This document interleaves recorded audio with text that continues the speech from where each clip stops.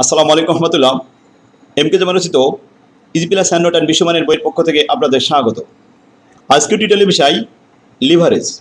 এটি খুব গুরুত্বপূর্ণ একটি টপিক্স। এই টপিক্স থেকে প্রতি বছর বি পার্ট এবং সি পার্টে বোর্ড পরীক্ষার প্রশ্ন আসে।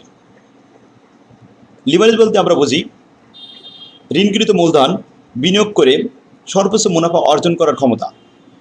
লিভারেজ সাধারণত তিন প্রকার। Number 1, degree of operating leverage. Number 2, degree of financial leverage. Number 3, degree of combined leverage oblique total leverage. এই টপিক্স থেকে আমাদের সর্বোচ্চ 4টি প্রশ্ন শিখতে হবে। প্রশ্ন 4টি হলো: question number 1, find out the degree of operating leverage, যাকে সংক্ষেপে বলা হয় DOL। Question number 2, find out the degree of financial leverage, যাকে সংক্ষেপে বলা হয় DFL। Question number 3, find out the degree of combined leverage oblique find out the degree of total leverage, যাকে সংক্ষেপে বলা হয় DCL oblique DTL।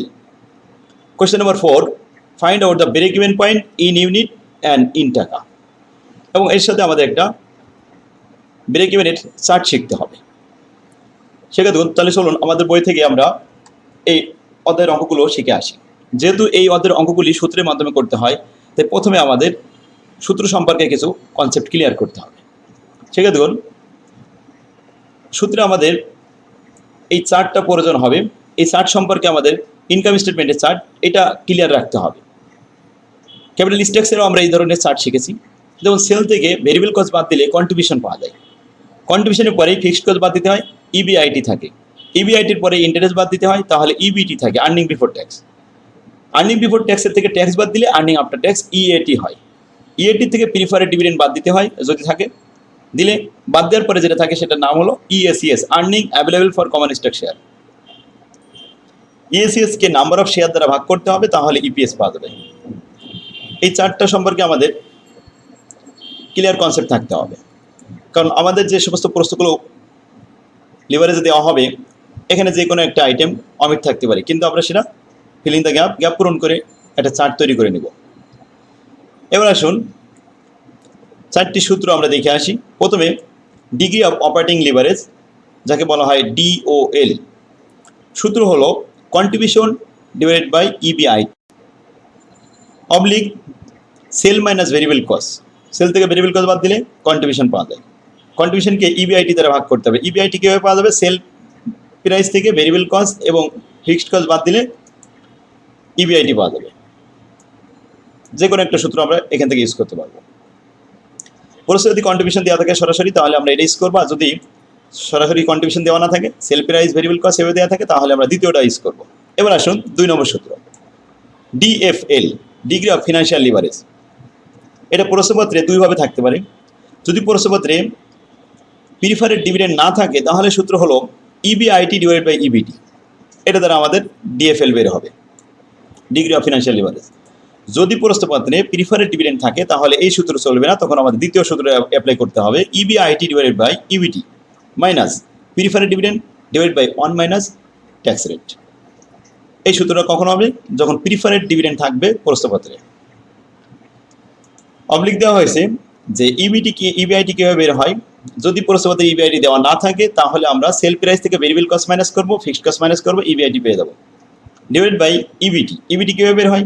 Sell price থেকে variable cost, fixed cost এবং ইন্টারেস্ট বাদ দিলে EBT পাওয়া যায়। তো আমরা সূত্রগুলো দেখলাম। এবার আসুন 3 নম্বর, ডিগ্রি অফ টোটাল লিভারেজ বা degree of combined leverage. Degree of combined লিভারেজের সূত্র DOL into DFL।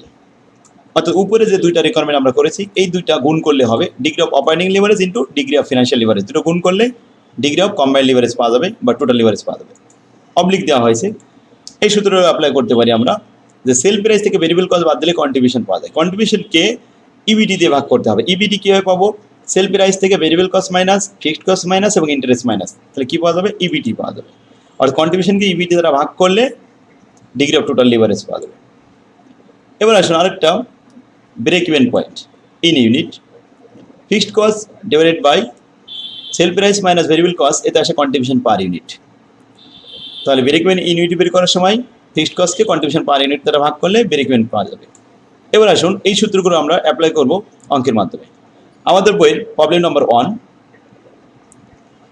The herding company manufacturing skirt, the company income statement for 1997 is as follow. নিচে দেওয়া হলো সেল 10,000 স্কার্ট, 50 টাকা ইচ, প্রত্যেকটার দাম 50 টাকা করে, গুণ করলে হয় 5 লাখ টাকা। সেল থেকে ভেরিয়েবল কস্ট মাইনাস করতে হবে, 10,000 গুণন 20 টাকা, 2 লাখ টাকা, বাদ দিলে কন্ট্রিবিউশন পাওয়া যাবে। কন্ট্রিবিউশন এখানে দেওয়া নেই, তাহলে আমাদেরকে কন্ট্রিবিউশন লিখে আবার নতুন করে উত্তরপত্রে কন্ট্রিবিউশন লিখে নিতে হবে। ফিক্সড কস্ট কন্ট্রিবিউশন থেকে বাদ দেওয়ার পরে কী পাওয়া যায়? EBIT. EBIT earning before interest and tax. এরপরে ইবিআইটি থেকে ইন্টারেস্ট বাদ দিলে ইবিটি হয়, ইবিটি থেকে ট্যাক্স বাদ দিলে ইএটি পাওয়া যায়। এই কোম্পানিতে এখানে অঙ্কে কোনো শেয়ার সংখ্যা দেওয়া নেই। এখন আমাদের প্রশ্ন করা আছে, given this income statement compute the following degree of operating leverage, degree of financial leverage, degree of combined leverage. 3টা ডিগ্রি এখানে দেখাতে হবে, 3টা লিভারেজ এবং break even point in unit number of skirt. তাহলে আমাদের ব্রেক ইভেন পয়েন্ট ইন ইউনিটে দেখাতে হবে। মোট কয়টা? 4টা প্রশ্ন করা হয়েছে। তো আসুন, এই প্রশ্নগুলো অ্যান্সার দিতে গেলে আমাদেরকে ইনকাম স্টেটমেন্টটা আগে সঠিকভাবে ছক অনুযায়ী করতে হবে। যেমন এখানে কন্ট্রিবিউশন দেওয়া নেই, কন্ট্রিবিউশন আমাদের লিখে নিতে হবে।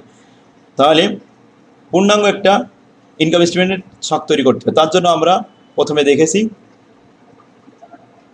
এই ছকটা, এই ছক অনুযায়ী আমরা পূরণ করব। দেখুন, সেল থেকে ভেরিয়েবল কস্ট বাদ দিলে কন্ট্রিবিউশন হয়, ঠিক আমরা এটাই লিখবো এখানে। সেল থেকে ভেরিয়েবল কস্ট বাদ দিলে কন্ট্রিবিউশন 3 লাখ টাকা। তো প্রথম আমরা এটা লিখলাম income statement chart, sale 5 lakh টাকা, ভেরিয়েবল কস্ট 2 লাখ টাকা, তাহলে কন্ট্রিবিউশন বিয়োগ করার পরে 3 লাখ টাকা, ফিক্সড কস্ট 1.5 লাখ বাদ দিলাম, 3 লাখ থেকে 1.5 লাখ বাদ দিলে 1.5 লাখ টাকা থাকলো ইবিআইটি, ইন্টারেস্ট বাদ দিলাম 60,000, থাকলো 90,000 টাকা ইবিটি, ইবিটির উপরে 40% ট্যাক্স রেট, 4 নং 36,000 টাকা বাদ দিলাম, ইএটি হলো 54,000 টাকা। এবার আসুন question number 1, calculation of degree of operating leverage. We know that, আমরা জানি ডিগ্রি অফ অপারেটিং লিভারেজ ডিওএল সমান সমান কন্ট্রিবিউশন বাই ইবিআইটি। এই ছকের মধ্যে দেখতে হবে কন্ট্রিবিউশন কত টাকা? 3 লাখ টাকা, ইবিআইটি কত? 1.5 লাখ টাকা। তাহলে এই 3 লাখ টাকাকে 1.5 লাখ টাকা দ্বারা ভাগ করতে হবে, ভাগ করলে আসে 2 টাইমস। তাহলে আমাদের মুনাফা অর্জন ক্ষমতা কত? 2 টাইমস অপারেটিং লিভারেজ। 2 নম্বর প্রশ্ন, calculate the degree of financial leverage. সূত্র হলো EBIT divide by EBT. EBIT আমরা প্রশ্নপত্রে দেখি, ইবিআইটি দেওয়া আছে 1.5 লাখ টাকা আর ইবিটি 90,000 টাকা। তাহলে 1.5 লাখ টাকাকে 90 দ্বারা ভাগ করলাম, 1.67 টাইমস, এটা অ্যান্সার। এগুলো সব টাইম অ্যান্সার লিখতে হয়, কারণ এটা মুনাফা অর্জনের ক্ষমতা, এত টাইমস, এত গুণ আর কি। তো আসুন 3 নম্বর প্রশ্ন, calculate the degree of combined leverage বা total leverage. We know that, আমরা জানি টোটাল লিভারেজ বা কম্বাইন্ড লিভারেজ সমান সমান DOL into DFL, degree of operating leverage into degree of financial leverage. দুটো গুণ করতে হবে, তাহলে 2 এর সাথে 1.67 গুণ করলাম, তাহলে আসলো 3.34 টাইমস, অ্যান্সার। 4 নম্বর প্রশ্ন, calculation of break even point in unit BEP. We know that, আমরা জানি বিইপি সমান সমান fixed cost divide by contribution per unit. এখন আসি ফিক্সড কস্ট, আমরা এই ছকের ভিতরে দেখব ফিক্সড কস্ট 1,50,000 টাকা, এটাকে ভাগ করবো কন্ট্রিবিউশন পার ইউনিট দ্বারা। সেল প্রাইস 50 টাকা, ভেরিয়েবল কস্ট 20 টাকা, 50 থেকে 20 টাকা বাদ দিলে 30 টাকা থাকবে। তাহলে আসুন ফিক্সড কস্ট 1.5 লক্ষ, 50 টাকা মাইনাস 20 টাকা, তাহলে 30 টাকা দিয়ে ভাগ করলাম, 3 5 15, এখানে আছে 5,000 ইউনিট, অ্যান্সার। তাহলে break even in unit 5,000 unit, এটাই কমপ্লিট, অ্যান্সার হয়ে গেল। তাহলে কয়টা প্রশ্ন অ্যান্সার শিখলাম আমরা? 4টা প্রশ্ন অ্যান্সার করলাম। এখন আসুন আরেকটা অঙ্ক, 2 নম্বর প্রবলেম আমাদের বইয়ের। A company recently sold 10,000 unit at 7.5 টাকা per unit. Annual fixed cost 22,500 and variable cost per unit 3 টাকা। Annual interest charge on the debt capital, লোনের উপরে 80 টাকার উপরে 80,000 উপরে 10%, and firm has a 12% preferred stock 40,000 উপরে 12% স্যার এবং 4800 টাকা preferred dividend. The company currently has 2,000 share of common stock. Common stock সাধারণ শেয়ার আছে 2,000, অ্যাজুমিং that the company is in 40% tax bracket. You are required to calculate the degree of operating leverage, degree of financial leverage and degree of total leverage. এই 3টে leverage বের করতে গেলে আমাদের income statement তৈরি করে নিতে হবে প্রথমে। তো ইনকাম স্টেটমেন্ট ছক আমরা শিখেছি, সেটা অ্যাপ্লাই করব। তারপর 2 নম্বর প্রশ্ন, calculate the earning per share, EPS তৈরি করতে হবে। কীভাবে ইপিএস তৈরি করতে হবে? Current level sell 12,000 level sell, 15,000 level sell. খেয়াল করুন, এখানে বলছে কারেন্ট লেভেল সেল কিন্তু 10,000, আরেকটা লেভেল হবে 12,000, আরেকটা লেভেল হবে 15,000, এভাবে। তাহলে আমরা প্রথমে এই ইনকাম স্টেটমেন্ট তৈরি করব। এই প্রশ্নটা পড়ে এখানে 10,000 লেভেল, 10,000 ইউনিট 7.5 টাকা করে বিক্রি হয়েছে, ভেরিয়েবল কস্ট 3 টাকা, ফিক্সড কস্ট 22,500 টাকা। এভাবে আমরা একটু ইনকাম স্টেটমেন্ট তৈরি করি। সেল 10,000 ইউনিট, সেল ভ্যালু 75,000 টাকা, 7.5 টাকা গুণ করে পেয়েছি। ভেরিয়েবল কস্ট 3 টাকা করে, 3 10 30,000 টাকা। বাদ দিলে কন্ট্রিবিউশন 45,000 টাকা। 35,000 থেকে ফিক্সড কস্ট বাদ দিলাম 22,500, থাকলো ইবিআইটি 22,500। এখান থেকে আমরা ইন্টারেস্ট বাদ দিব 8,000, বাদ দিলে থাকবে ইবিটি 14,500। 14,500 উপরে ট্যাক্স 40%, 5,800। এটা মাইনাস করার পরে ইএটি থাকবে 8,700। এরপরে প্রিফারেড ডিভিডেন্ড 40,000 উপরে 12%, 8,400।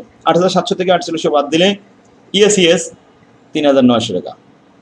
নাম্বার অফ শেয়ার 2,000 আছে, ভাগ করলে ইপিএস পাওয়া গেল 1 টাকা 95 পয়সা। এবার আসুন 1 নম্বর প্রশ্নে বলেছে 3টে degree, degree of operating leverage, degree of financial leverage এবং ডিগ্রি অফ কম্বাইন্ড লিভারেজ। 1 নম্বর আমরা শুরু করলাম।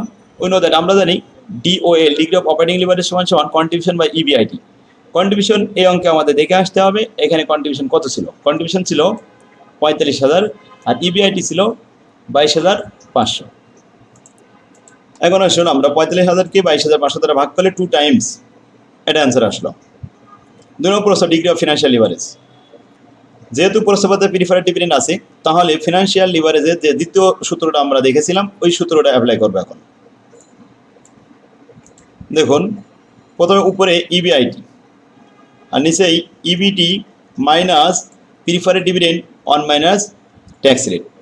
এখন ইবিআইটি এখানে দেখা যাচ্ছে ইবিটি কত? ইবিটি হচ্ছে 14,500 আর preferred dividend 4800, tax rate 40%। 14,500 minus উপরে 4800 divide by 1 minus tax rate, তাহলে আসলো নিচে 1 থেকে 0.4 চলে গেলে 0.6 থাকে। 4800কে 0.6 দ্বারা ভাগ করলে হয় 8,000।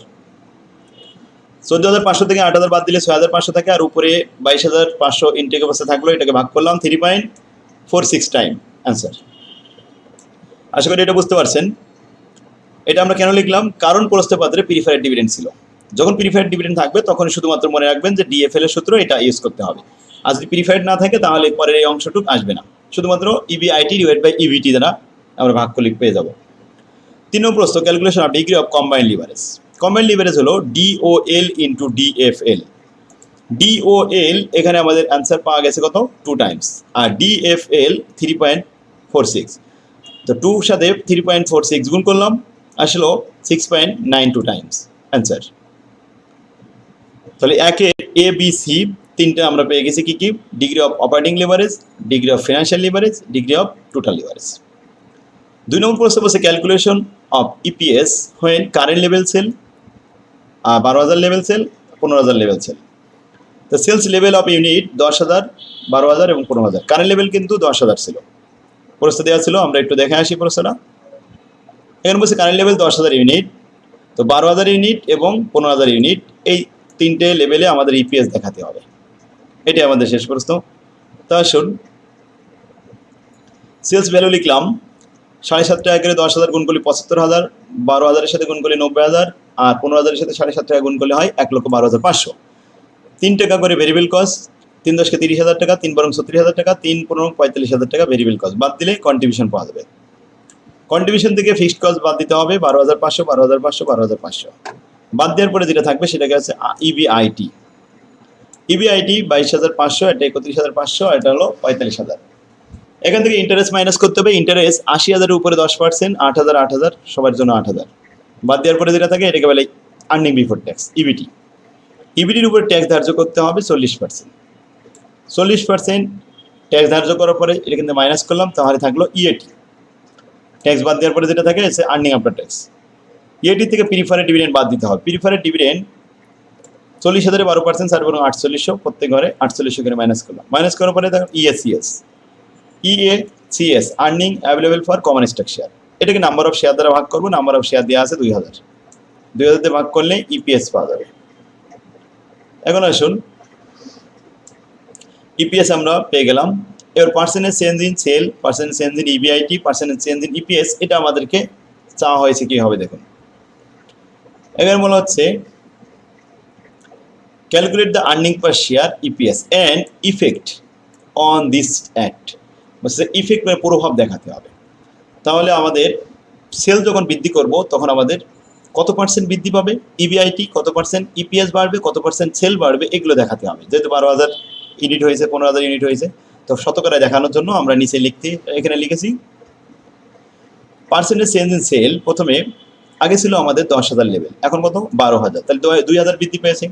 2,000কে বেস দ্বারা 10,000 দ্বারা ভাগ করে দিলাম, ভাগ করে 100 দ্বারা গুণ করলে 20% বৃদ্ধি পেয়েছে।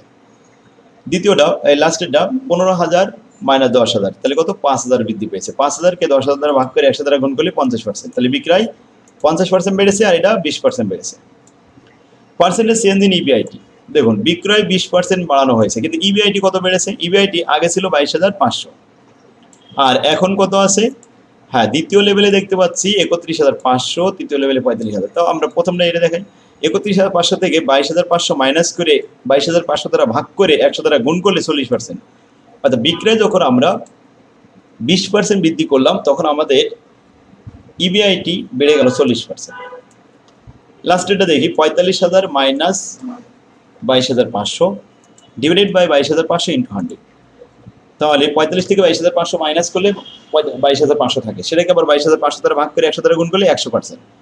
তাহলে কত পার্সেন্ট ইবিআইটি বাড়লো, 100%।